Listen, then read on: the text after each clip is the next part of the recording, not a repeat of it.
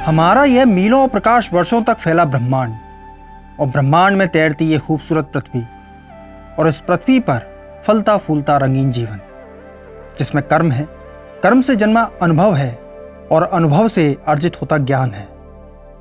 सृष्टि की ये तीन मूल अवस्थाएं जिसके चक्र में प्रत्येक जीवन जन्मता है, जीता है और एक दिन चला जाता है।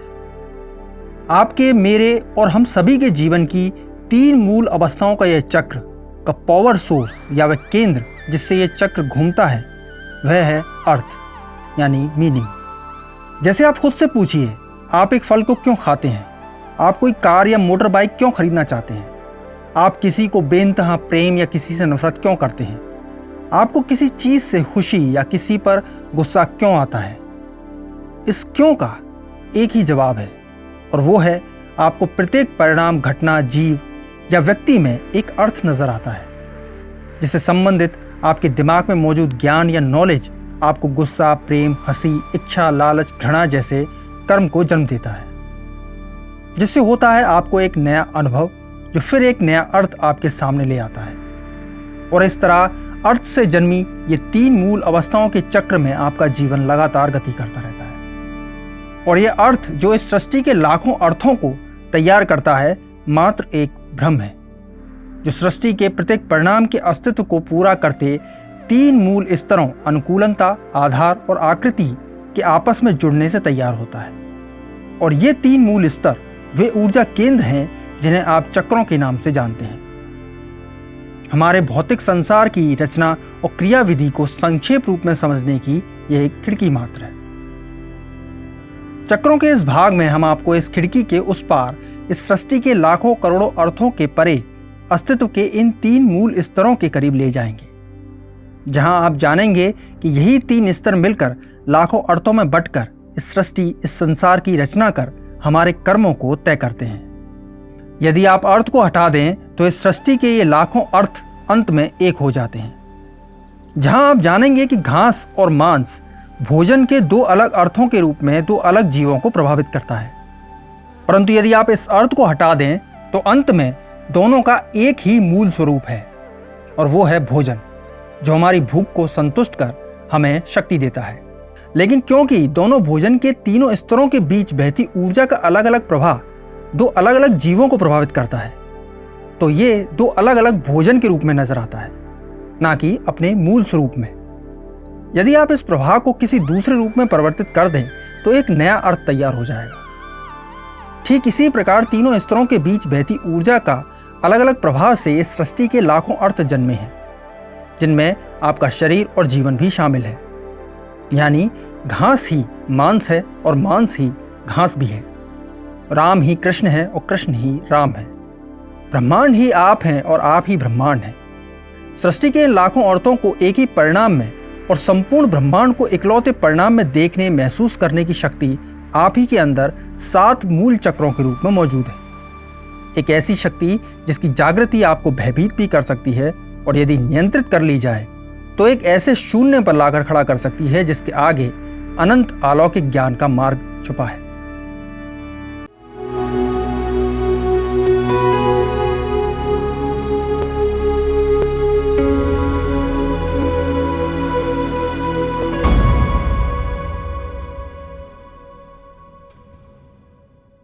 हम सभी या प्रत्येक जीव अपने दिमाग के आधार पर खुद की वास्तविकता तय करता है और इस वास्तविकता को हमारा दिमाग हमारी इंद्रियों से आ रही जानकारियों के आधार पर तय करता है।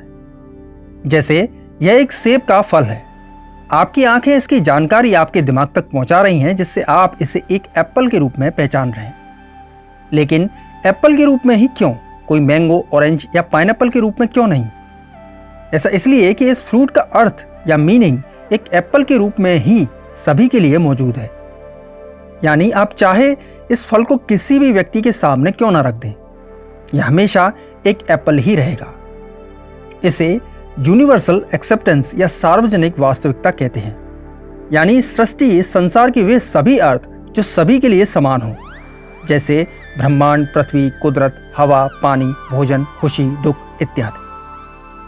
लेकिन यूनिवर्सल एक्सेप्टेंस का यह मतलब नहीं कि प्रत्येक अर्थ का प्रभाव भी सभी के लिए समान हो। जैसे आप इस फल को ही ले लीजिए, ये सभी के लिए एक एप्पल तो है, लेकिन ये सभी को पसंद हो यह जरूरी नहीं। यानी हम सभी का दिमाग यूनिवर्सल एक्सेप्टेंस के अर्थ को खुद की नॉलेज के आधार पर हमारी वास्तविकता तय करता है। इसे इंडिविजुअल एक्सेप्टेंस या आपकी चेतना कहते हैं। जैसे यह यूनिवर्सली एक्सेप्टेड है कि पृथ्वी गोल है, लेकिन हम में से ही बहुत से लोगों की दिमागी नॉलेज इस यूनिवर्सल एक्सेप्टेड अर्थ को इंडिविजुअल एक्सेप्टेड अर्थ में परिवर्तित कर पृथ्वी को सपाट होने के अर्थ के रूप में खुद की वास्तविकता तय करते हैं। हम सभी के लिए वास्तविकता जीवन भर इसी यूनिवर्सल और इंडिविजुअल एक्सेप्टेंस के बीच झूलती रहती है। आप किसी समय यूनिवर्सल तो किसी समय इंडिविजुअल एक्सेप्टेंस के करीब होते हैं। जैसे लॉ एंड ऑर्डर है। हम में से बहुत से लोग ट्रैफिक सिग्नल की रेड लाइट को क्रॉस नहीं करेंगे यदि वहां चालान होने का डर हो।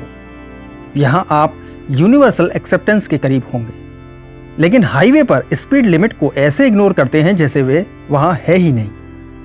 यहां आप इंडिविजुअल एक्सेप्टेंस के ज्यादा करीब होंगे।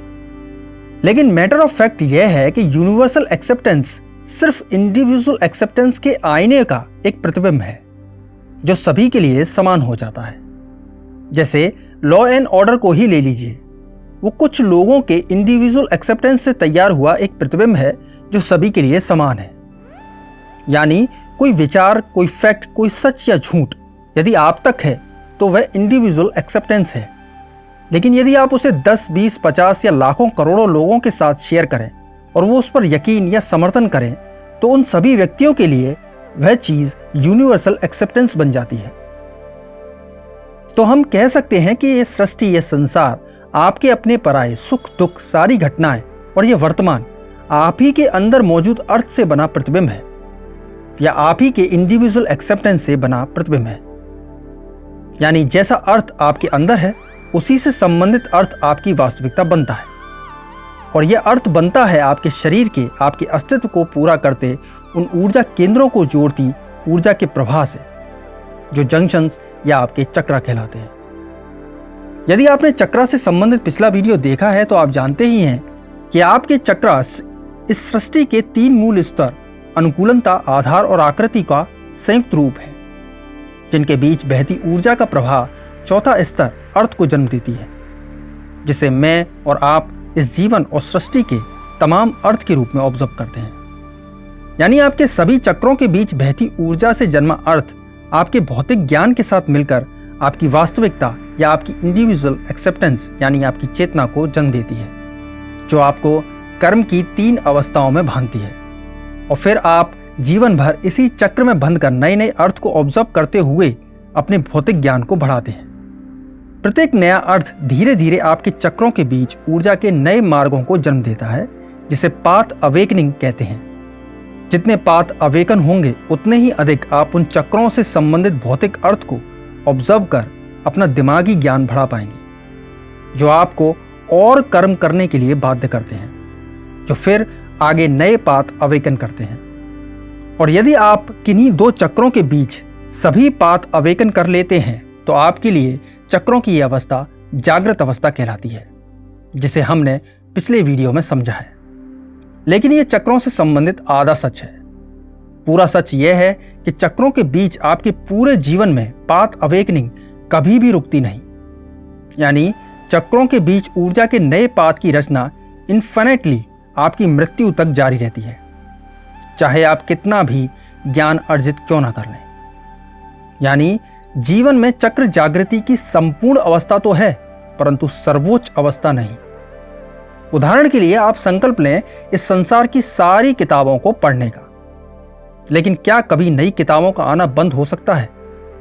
भले ही आप किसी पल इस संकल्प को पूरा भी कर लेते हैं, तो अगले ही पल 100 और किताबें छपकर पढ़ने के लिए तैयार हो चुकी होंगी। यानी कर्म का यह चक्र उम्र भर घूमता रहेगा, जिसके साथ ही चक्रों के बीच नए मार्गों का सिलसिला लगातार जारी रहकर आपके भौतिक या अभौतिक ज्ञान को बढ़ाता चला जाएगा, जिसका कोई अंत नहीं, सिवाय एक अवस्था के जो आपको संपूर्णता के करीब लेकर जा सकती है, और वो है अपनी इंडिविजुअल एक्सेप्टेंस से अर्थ को हटा देना।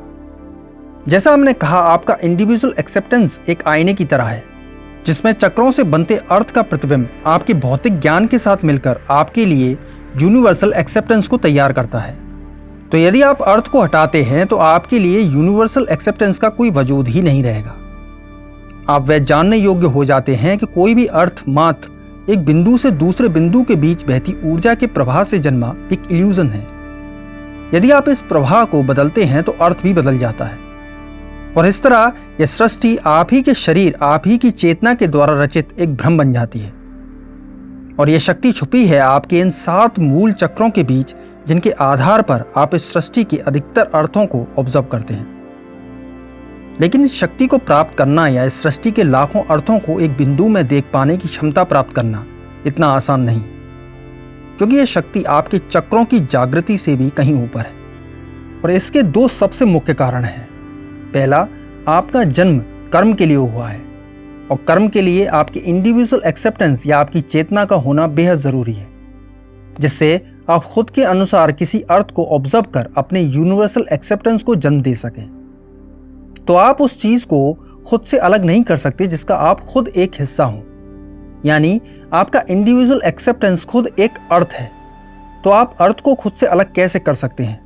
ये कुछ उसी तरह से है जैसे आप किसी रूम या बिल्डिंग को बाहर से फिजिकली ऑब्जर्व करना चाहें, वो भी बिना उस रूम या बिल्डिंग को छोड़े। और दूसरा कारण है, ऊर्जा आपके चक्रों के बीच उसी पाथ की रचना करती है जिससे बना अर्थ आपके इंडिविजुअल एक्सेप्टेंस से गुजरकर यूनिवर्सल एक्सेप्टेंस के सबसे करीब पहुंच सके। जैसे आपने बंद कमरे में एक चींटी को मार दिया, तो वह कमरा, चींटी और उसकी मृत्यु का जो अर्थ निकलेगा वह यूनिवर्सल एक्सेप्टेंस के करीब होगा। या इसे इस तरह भी कह सकते हैं कि आपका कमरा, चींटी और उसकी मृत्यु का अर्थ आपके लिए और सृष्टि के लिए समान होगा। यानी वो कमरा चंद्रमा नहीं हो जाएगा, वो चींटी हाथी नहीं हो जाएगी। हाँ, ये अलग बात है कि आपके कमरे का यह राज किसी दूसरे व्यक्ति को पता चले या ना चले। यही वो 2 मुख्य कारण भी हैं जो आपको कर्मों की इन 3 अवस्थाओं में बांधते हैं, जो आप ही के इंडिविजुअल एक्सेप्टेंस के अर्थ में बदलाव कर आपके यूनिवर्सल एक्सेप्टेंस को बनाती है, जिसके अनुसार आप कर्म करते हैं। जैसे आप 2 मेल या फीमेल की कल्पना कीजिए जो ब्रदर और सिस्टर हैं। अब हम मेल ए की शादी फीमेल बी से और मेल बी की शादी फीमेल ए से करते हैं, यानी किसी का भाई और किसी की बहन अब हस्बैंड और वाइफ है। यदि हम मेल ए का एग्जाम्पल लें तो फीमेल ए उसके लिए हमेशा यूनिवर्सली एक्सेप्टेड सिस्टर के रूप में रहेगी, जबकि फीमेल बी किसी की सिस्टर के रूप में नहीं बल्कि उसकी जीवन संगनी के रूप में रहेगी। और इसका कारण है उसका इंडिविजुअल एक्सेप्टेंस, यानी ये उसकी चेतना तय कर रही है कि कौन उसकी सिस्टर है और कौन उसकी वाइफ, जो इन चारों के ऊपर लागू है। यानी आप ही का इंडिविजुअल एक्सेप्टेंस तय करता है कि आपका यूनिवर्सल एक्सेप्टेंस क्या होगा, जिससे आपके कर्मों को नियंत्रित किया जा सके। लेकिन यदि आप इन चारों को दूर से देखें तो इन चारों के लिए बनते ऊर्जा के अलग अलग प्रवाह या मार्ग इन चारों के लिए हस्बैंड, वाइफ और ब्रदर और सिस्टर जैसे अर्थ तय कर रहे हैं। यानी यह आप ही के अंदर चक्रों के बीच बनता ऊर्जा का अलग अलग प्रवाह है, जो एक फीमेल में आपको माँ, एक में बेटी, बहन, स्टूडेंट, पड़ोसन, सेल्समैन जैसे अर्थ के रूप में आपके लिए यूनिवर्सल एक्सेप्टेंस को तय कर रहा है। यदि आप इस प्रभाव को मैनिपुलेट करें तो आप महसूस कर पाएंगे ये सब एक ही हैं, और यदि प्रभाव को हटा दें तो महसूस कर पाएंगे वहां कुछ भी नहीं है। यानी आपके यूनिवर्सल एक्सेप्टेंस का कोई वजूद ही नहीं है। जैसे आपके मित्र और इस पृथ्वी पर बहुत दूर किसी दूसरे व्यक्ति की शारीरिक संरचना आपको एक ही नजर आएगी। अब मान के चलिए इस शारीरिक संरचना के अर्थ को ऊर्जा आपके इन 2 काल्पनिक चक्रों के बीच इस बिंदु से इस बिंदु के बीच बहकर जन्म देती है, जिससे जन्म होता है आपके इंडिविजुअल एक्सेप्टेंस का, जो आपके यूनिवर्सल एक्सेप्टेंस को जन्म देता है कि मानव शरीर की संरचना ऐसी है, पेड़ ऐसे हैं, मछली ऐसी है, पृथ्वी ऐसी है इत्यादि। लेकिन क्या हो यदि आप इस मार्ग को इस बिंदु से जोड़ दें, तो निसंदेह आपके लिए मानव शरीर की संरचना का अर्थ भी बदल जाएगा। लेकिन क्या आप इस पर यकीन करेंगे, या क्या यह अर्थ सही होगा? आप इस मार्ग पर इसलिए यकीन करते रहे क्योंकि आपका यूनिवर्सल एक्सेप्टेंस सभी के लिए समान होगा। लेकिन इस मार्ग में आपका और बाकी सभी व्यक्तियों के यूनिवर्सली एक्सेप्टेड ट्रुथ में मतभेद पैदा होने से या तो आप पागल करार कर दिए जाएंगे या आप खुद को पागल मानने लग जाएंगे। लेकिन क्या यह मार्ग वाकई में गलत होगा? यदि यह प्रवाह गलत है तो यह प्रवाह कौन सा सही है? बस फर्क सिर्फ इतना है कि यह प्रवाह इस पृथ्वी पर रहने वाले कुछ बिलियन लोगों के लिए यूनिवर्सली एक्सेप्टेड है, लेकिन इससे हमारे इस विशाल ब्रह्मांड और ऐसे ना जाने कितने ही विशाल ब्रह्मांडों की वास्तविकता की पूरी तस्वीर तो साफ नहीं हो जाती ना। हो सकता है वहां का जीवन, रोशनी, पानी, भौतिकी नियमों का कोई और ही प्रकार हो, क्योंकि हो सकता है ऊर्जा का प्रवाह वहां हमारे यूनिवर्सली एक्सेप्टेड ट्रुथ से पूरी तरह अलग हो। यानी वास्तविकता केवल एक भ्रम है जो केवल ऊर्जा के दो बिंदुओं के बीच बनते प्रवाह से तय होती है। यदि आप प्रवाह को बदल पाते हैं तो आपके लिए वास्तविकता भी बदल जाती है, लेकिन इसके लिए आपको इन दो मुख्य कारणों के परे जाना होगा, जहां आप देख पाएंगे एक कण में पूरे ब्रह्मांड को, जहां एक ही परिणाम के लाखों अर्थ हैं। एक बीज में समस्त कुदरत है, सूखा है, बारिश है, बाढ़ है, बर्फ है, सागर है, रेगिस्तान है।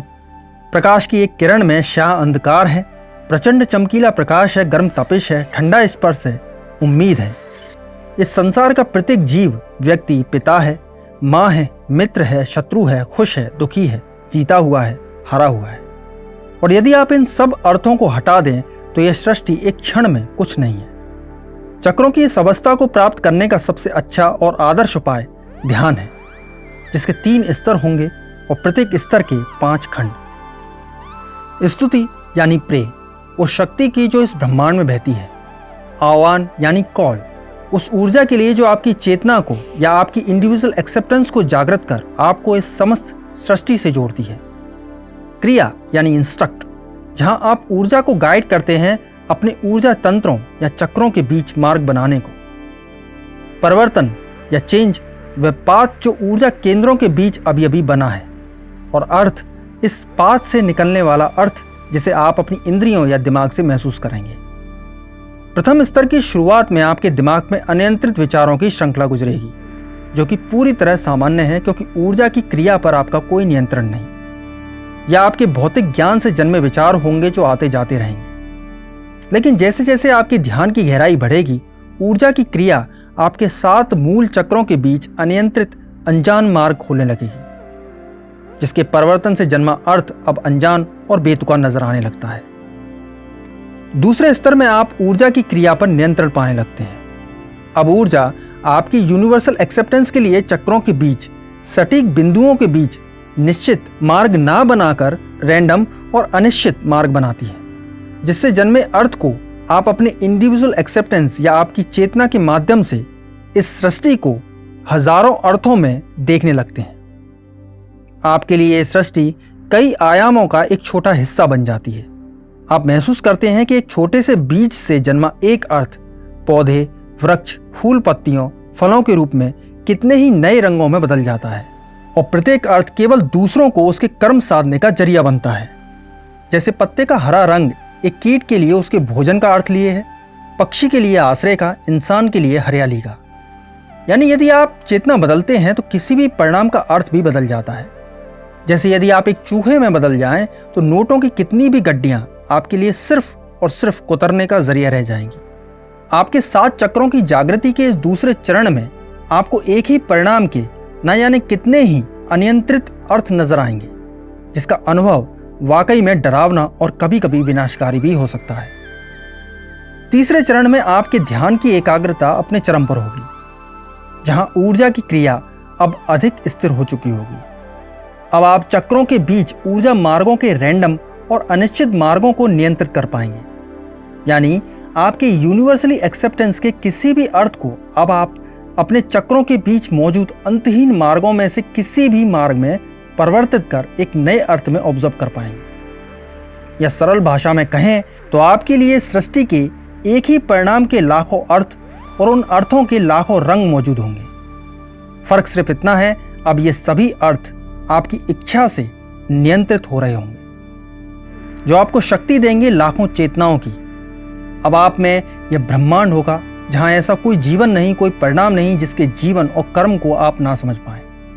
आप विराट भी होंगे और शून्य भी, लेकिन क्योंकि अब आपके पास ऊर्जा के अंतहीन मार्गों का सर्वोच्च ज्ञान होगा, जो आपको एहसास कराएगा कि ये सभी अर्थ बस चेतना के दर्पण में दिखने वाले प्रतिबिंब हैं, जिनका अपना कोई वजूद नहीं, तो आप अपने चक्रों के अंतहीन बिंदुओं के बीच ऊर्जा के प्रवाह से जन्मे अर्थ को ऑब्जर्व करने के बजाय आप सिर्फ उस प्रवाह को देखते हैं जो एक अर्थ को जन्म दे रही है। यह प्रवाह है प्रकृति। जैसे जब आप एक सफेद बल्ब पर लाल पॉलिथीन लगाकर उसे रोशन करते हैं तो लाल रोशनी आएगी, पीली से पीली, नीली से नीली और नारंगी से नारंगी रोशनी आएगी। अपने 7 चक्रों की जागृति से पहले आप इन सभी रोशनियों को अलग अलग अर्थ के रूप में देखते थे, परंतु चक्रों की जागृति के बाद अब आप जानेंगे कि ये सभी रंग तो बस अलग अलग अर्थ हैं। रोशनी का मूल स्वरूप या उस बल्ब का मूल स्वरूप तो श्वेत है। ये मूल स्वरूप ऊर्जा की प्रकृति है, लेकिन ऊर्जा का मूल स्वरूप भी अपने आप में एक अर्थ ही है। जैसे वह बल्ब अंत में जाके श्वेत है, परंतु श्वेत रंग भी एक अर्थ ही है। तो यदि आप प्रकृति के अंतिम अर्थ को भी हटा दें तो वहां कुछ भी नहीं है। ठीक इसी प्रकार ऊर्जा से बनते लाखों अर्थों को हटा दें तो आपको नजर आएंगे वे बिंदु जिनके बीच यह प्रवाह है। ये बिंदु हैं किसी भी परिणाम की प्रकृति, जो उसके 3 स्तरों अनुकूलता, आकृति और आधार की रचना करती है। अपने 7 मूल चक्रों में बहती ऊर्जा के प्रवाह से अब आप इस सृष्टि को बिना किसी अर्थ के देख रहे होंगे। अब सबसे प्रिय प्रिय नहीं, कोई दोस्त नहीं, कोई दुश्मन नहीं, कोई अपना नहीं, पराया नहीं। ऊर्जा की प्रकृति ही बदलाव है, ठहराव नहीं। तो जो कुछ भी आज होगा वह कल कुछ और बन जाएगा और फिर परसों कुछ और। इस पल आप एक ही ऊर्जा के विशाल समंदर में उठती छोटी छोटी लहरों की तरह इस सृष्टि के अरबों खरबों परिणामों के 3 मूल स्तरों को बनते बिगड़ते देख रहे होंगे, जिनका कोई अर्थ नहीं। परंतु जब आप इस समंदर की सतह यानी प्रकृति के परे जाते हैं तो वहां कुछ नहीं है। अनंत गहरी ऊर्जा है जिसका कोई रूप रंग नहीं, जहां गहरा सन्नाटा है, बस और कुछ नहीं। मानो आप किसी योगी की तपस्या में हो। इसे ही ऊर्जा का सर्वोच्च बोध कहेंगे। इस संसार में ना जाने कितने ही लोग हैं जो अपने 7 चक्रों की जागृति को क्लेम करते हैं, लेकिन इनमें से कितने ही लोग इस शक्ति की संपूर्णता के कितने करीब पहुंचे होंगे? शायद बहुत कम।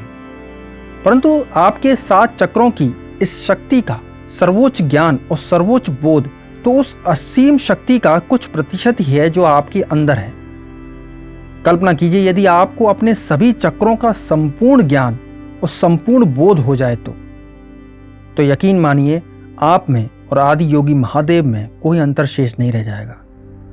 लेकिन इसके लिए आपको अपनी चेतना के परे इस अनंत गहरे ऊर्जा के विशाल समंदर में उस केंद्र को खोजना होगा जहां इस सृष्टि का संपूर्ण ज्ञान और बोध को नेत्रों में कैद किए महायोगी गहन तपस्या में लीन है।